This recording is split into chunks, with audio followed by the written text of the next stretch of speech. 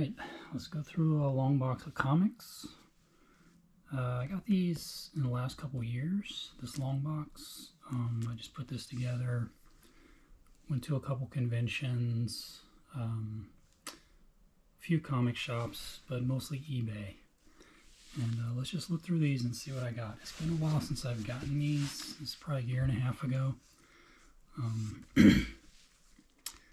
This Adventure Comics is one of the ones that has the Alex Toth Black Canary short story in it. So if you don't know about this comic, you got to get it because it's got Alex Toth. One of my favorite stories of his is that Black Canary story. It's a two-parter. This is one part of it. All-Star Batman and Robin. Great book, great writing, great art. People hate this cover, but I like it. Frank Miller. This issue is great. Flight number 1. Those aren't that expensive. Oh, it looks like I got maybe a run on eBay or something. So let's see what I got here. 1, 2, and these are the good ones. I'd say the first 17, 18 issues are amazing, but the whole John Byrne run up through like issue 28 is good.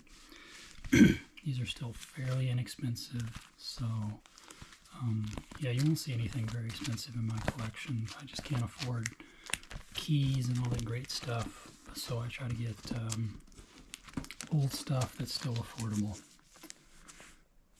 So it looks like I got the first 14 issues in pretty nice shape there.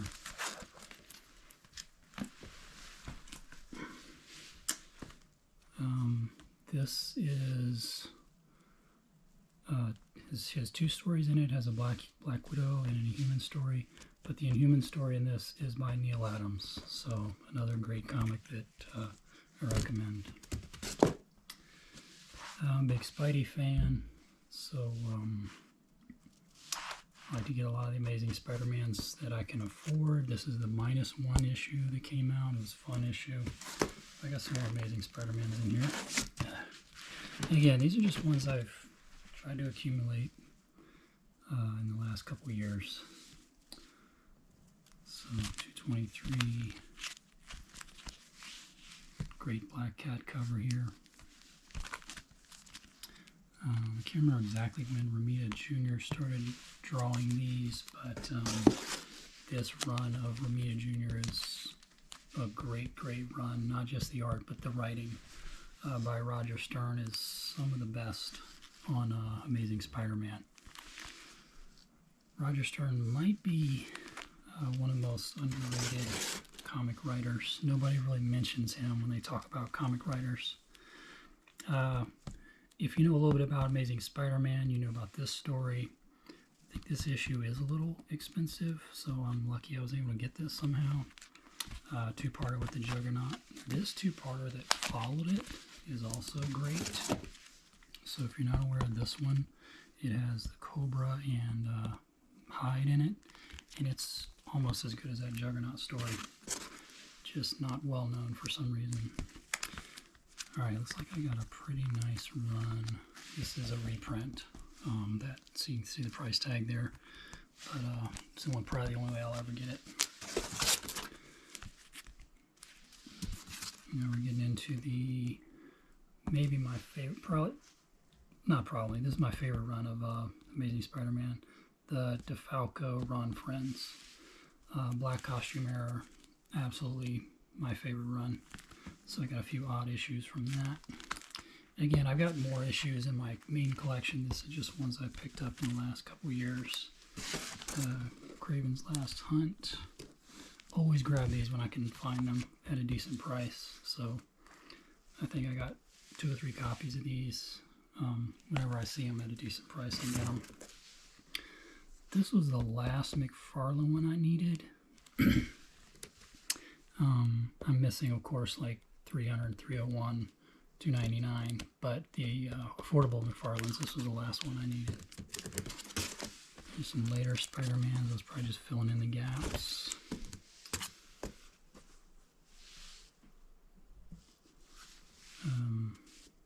Again, comic readers. All this stuff's old, so those that like new comics probably already clicked off this video.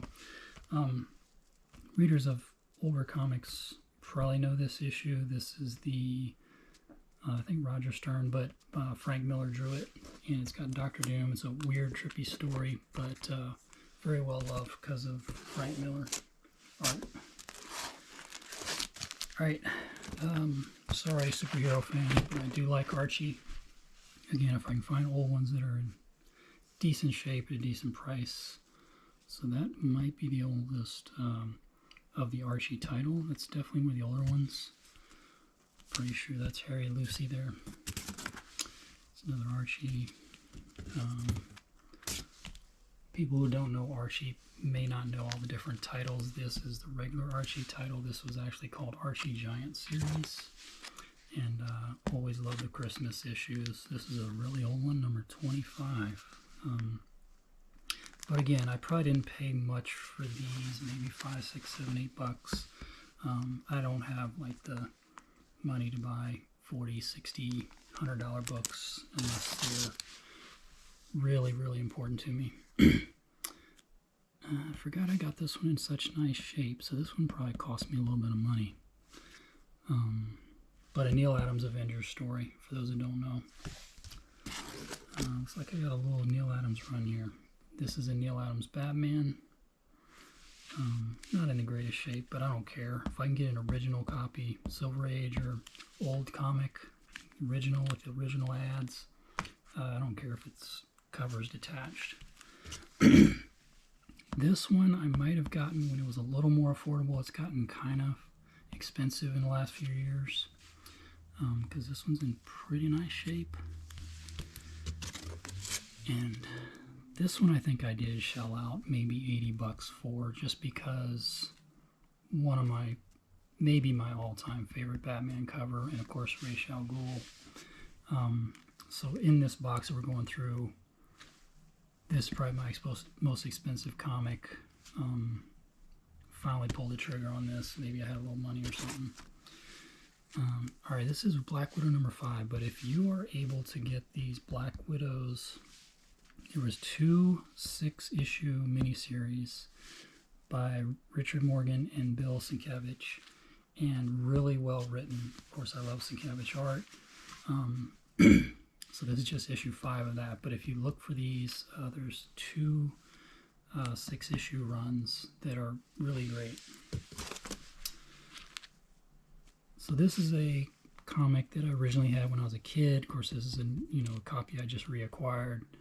One of my first comics I ever got, etched in my brain. Arnim Zola, I think is the guy's name.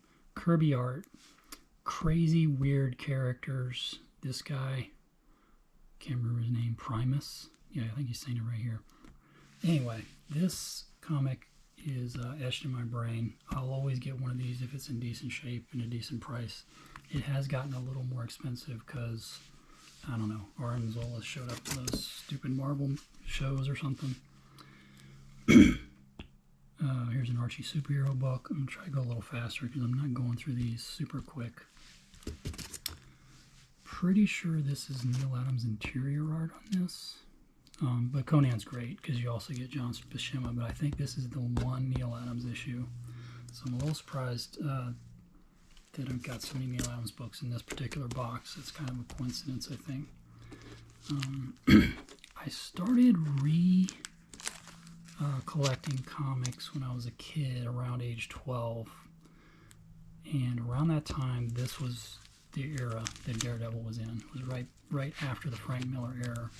So these issues are etched in my brain, and recently I decided they're cheap. I'll try to go back and get these issues. So here's, and some of these are Mazzucchelli art, early Mazzucchelli, before Batman Year One, before Daredevil Born Again. So that's another reason to get these. Crazy good, a little bit early, a little bit proto Mazzucchelli art. Stories aren't, or the writing's not the greatest because Frank Miller's not writing them, but still really good stuff. Some more of those. Yeah, this is one of the first ones I got when I got back into comics. I think that's a Mike Zeck cover, but I think Mazzucchelli draws the interiors. Weird stuff, but really good stuff. Yeah, I remember that one.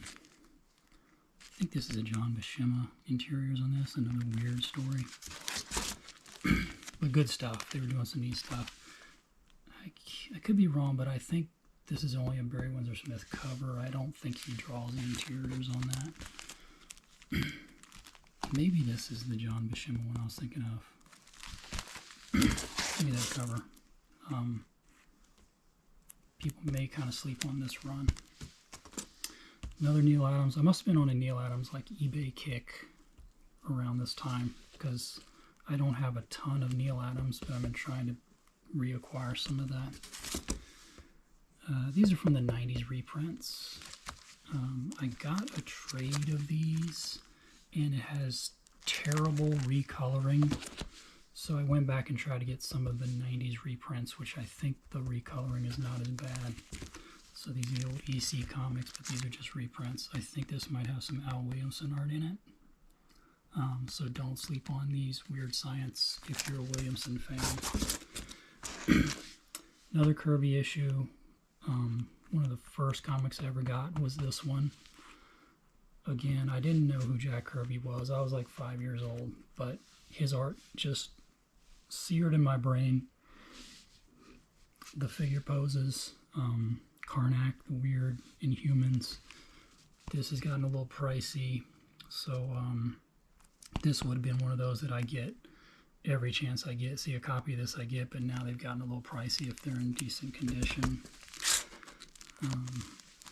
Alright, so I'm an Archie guy, but I'm also a G.I. Joe guy through and through. When I stopped reading superhero comics, I was reading G.I. Joe and Archie. And I think this is the second October Guard. Great stuff. Here's a later issue, some Mike Zeck art, just on the covers. The first 20, 30 issues of G.I. Joe are outstanding. The first 50, 60, 70 issues are still great. So any of those that you can get, I would recommend. This one they were launching the second title, the Jesus Special Missions, which is also good because you still have, I think, the same writer and Herb Trimpe art, so you can't go wrong with that. Yeah, these are just some of those. Yeah, this, okay.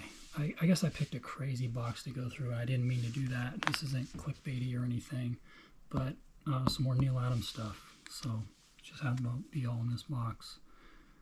People, in retrospect, say this Green Lantern run with Neal Adams and Denny O'Neil was corny or ham-fisted. I disagree. I think it's some good stuff, and I love this issue with the Jesus analog. Love this issue. This was one where I would try to get as many of these as I could, but again, all this stuff has gotten expensive. This obviously is a reprint,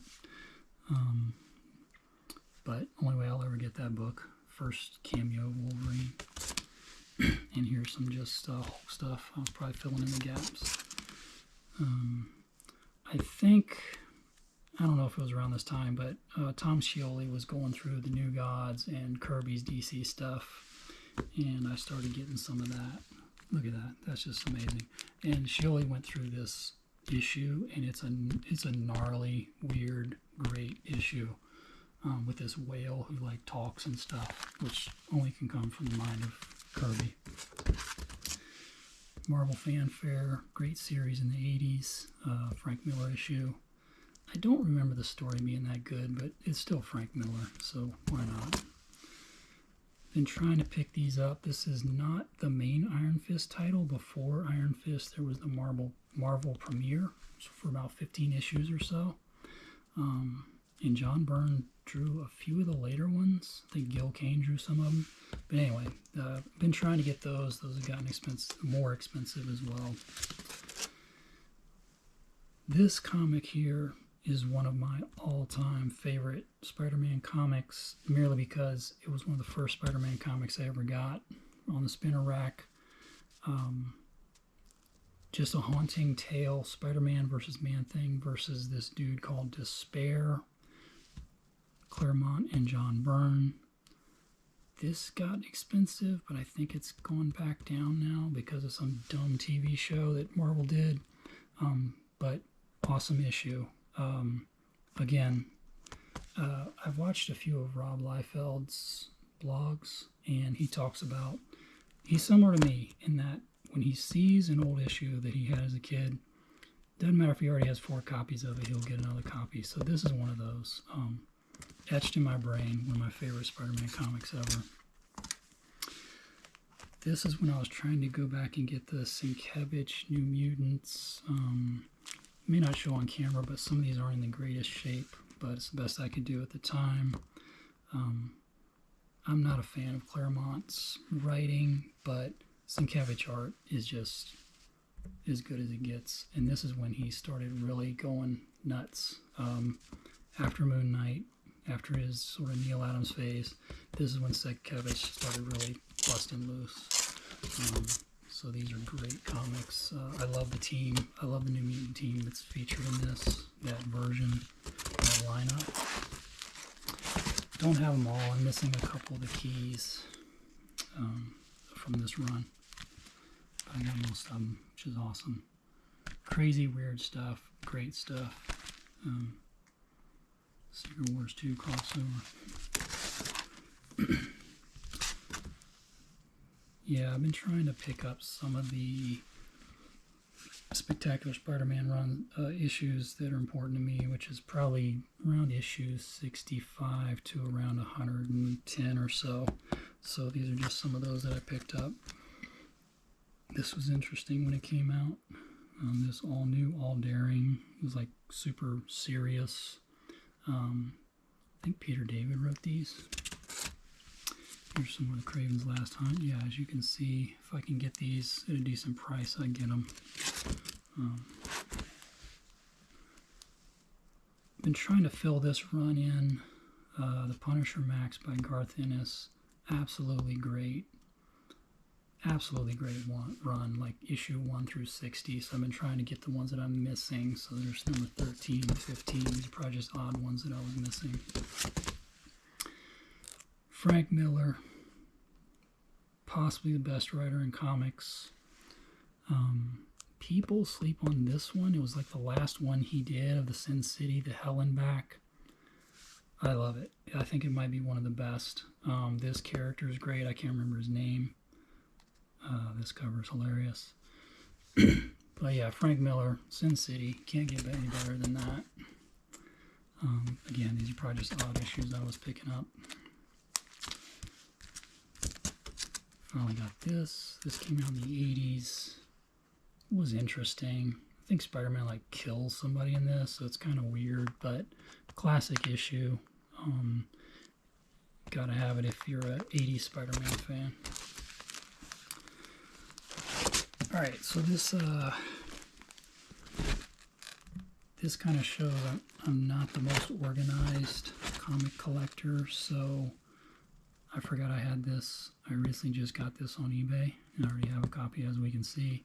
Michael Golden doing Star Wars.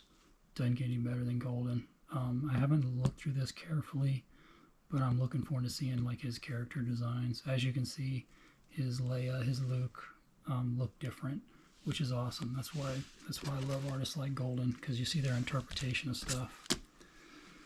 Tom Scioli influence again.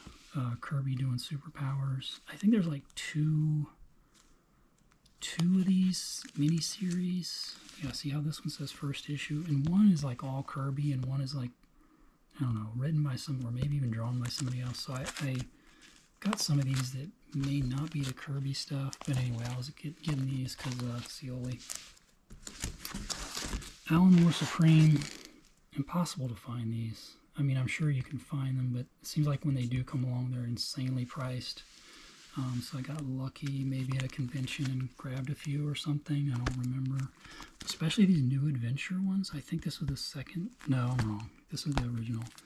because there was Alan Moore did like, I don't know, these in the 40s, and then he did some more where it was like 1 through 6. Alan Moore Swamp Thing. I think I pulled these out because I finally read this, and of course it was really good. But yeah, you're going to see a lot of these. I had these in my collection, and I pulled them out so that I could finally read them. Of course, I'm missing like the John Constantine issue, and I think the first issue, but I got most of them, so I was able to read it in the floppy form and not in the trade paperback form. So I'm not going to look at all those Swamp Things, but yeah, I just got most of the more stuff, even the later stuff, which people may not remember.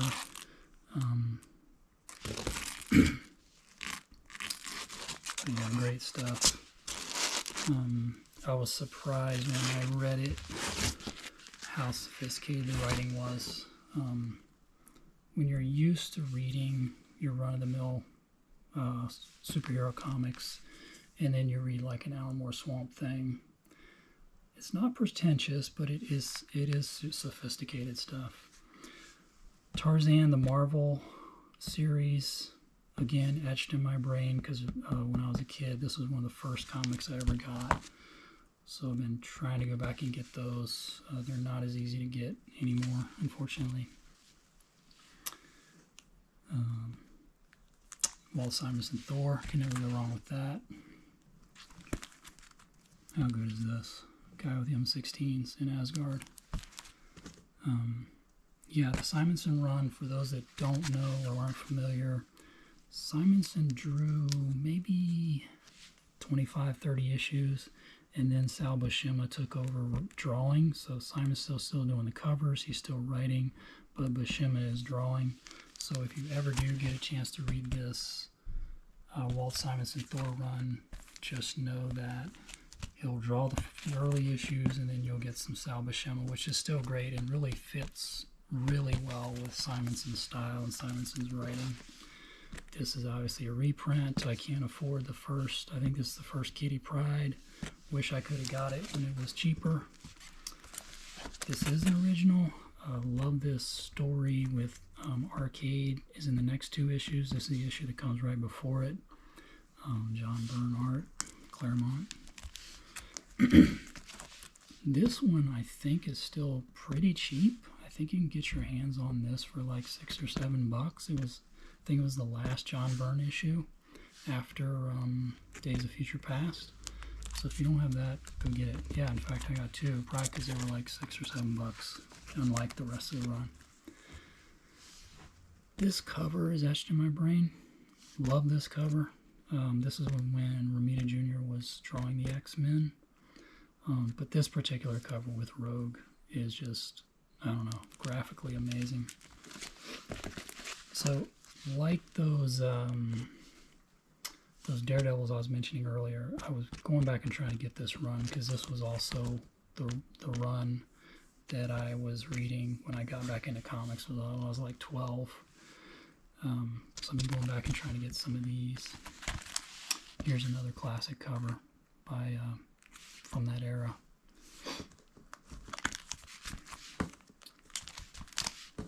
Some weird stuff going on back then. This is a great cover. Double-sized version, anniversary issue. We're almost done here. More to look at.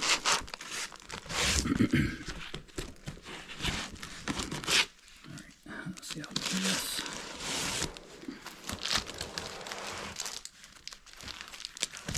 Sorry about the pause here. Alright, I think that'll work.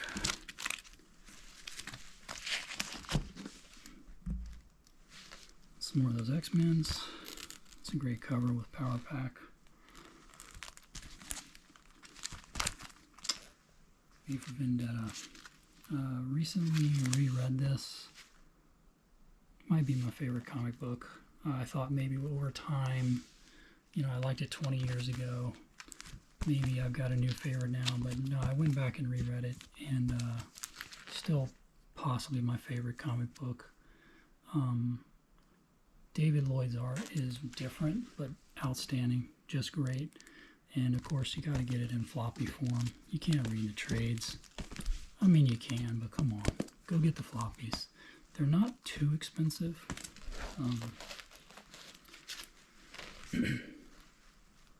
Watchmen is kind of like what I was saying with those other comics. If I ever run across these at a decent price, I get them. So I must have found some of these at a decent price. I don't think it's like a full run or anything, but just random issues in pretty good shape. So you got to get those when you see them. It's been a while since I read this, so I need to reread it. Definitely don't have issue 1 in here. Probably see some doubles here because, yeah, maybe I was at a convention or something and I found a few that were decent price, so you got to scoop them up. A lot of times a vendor might have, 4 or 5 odd issues, so he doesn't have the set, so he just has them marked at a pretty decent price. Okay, these I'm glad to see because for some reason the web in that Kraven's Last Hunt, the web of Spider-Man issues are more expensive than the others. I don't know why that is. But I'm glad I got at least one of these because they're, for some reason, not as affordable. John Byrne on West Coast Avengers, great run of comics. Tom Scioli's Witchman, awesome character designs in this. And then I usually bookend my long boxes with some trades just to add some padding. So here's one of Marvel Masterworks Amazing Spider-Man. These don't, in my opinion, don't hold up as well as I thought. The stuff I was showing earlier with John Romita Jr. in Roger Stern era, really good stories. These 70s, late 70s, early 80s stories, they're good, but not great. All right, that's it. See you guys next time, maybe.